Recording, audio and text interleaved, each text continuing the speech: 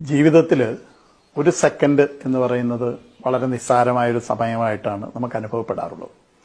പക്ഷെ റോഡിൽ ഒരു സെക്കൻഡ് എന്നത് സാരമായ ഒരു സമയമാണ്. ഒരു സാധാരണഗതിയിൽ ഒരു ഡ്രൈവർ വാഹനത്തിൽ ബ്രേക്ക് ചെയ്യുക എന്ന് പറയുന്നത് ആക്സിലറേറ്ററിൽ ഇരിക്കുന്ന കാലാണ് ബ്രേക്കിലേക്ക് മാറ്റേണ്ടത്.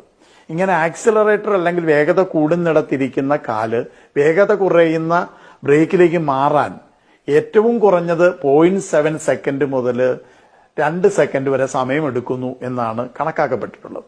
അപ്പൊ ആ ഒരു സെക്കൻഡ് കൊണ്ട് 17 മീറ്റർ ദൂരം പോകും.